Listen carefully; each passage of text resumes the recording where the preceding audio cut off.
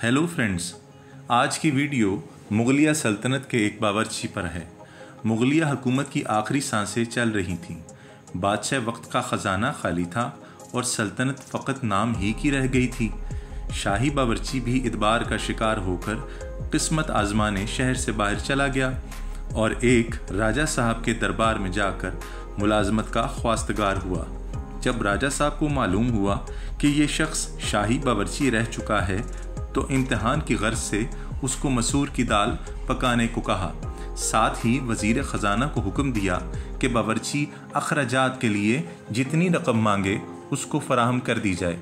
शाम को जब राजा साहब के सामने मसूर की दाल आई तो वो इतनी लजीज थी कि राजा साहब तारीफ करते हुए थकते ना थे। यकलख्त उनको याद आया कि बावर्ची कभी शाहान मुगलिया की खिदमत में रह चुका था।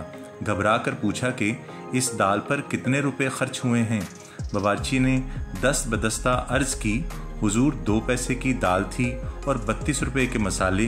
राजा साहब के छक्के छूट गए। फरमाया, 2 पैसे की दाल में 32 रुपए के मसाले, भला ऐसे कैसे काम चलेगा। बावर्ची ने शाही आंखें देखी थीं। उसने कब ऐसी बात सुनी थी। उसी वक्त जेब से 32 रुपए और 2 पैसे निकालकर राजा साहब के सामने रख दिए और ये कहकर चल दिया कि साहब, ये रहे आपके पैसे, ये मुंह और मसूर की दाल। ये कहावत तब इस्तेमाल होती है जब कोई शख्स ऐसी फरमाइश करे जिसका खर्च उठाने की इजाज़त उसकी कंजूसी ना दे।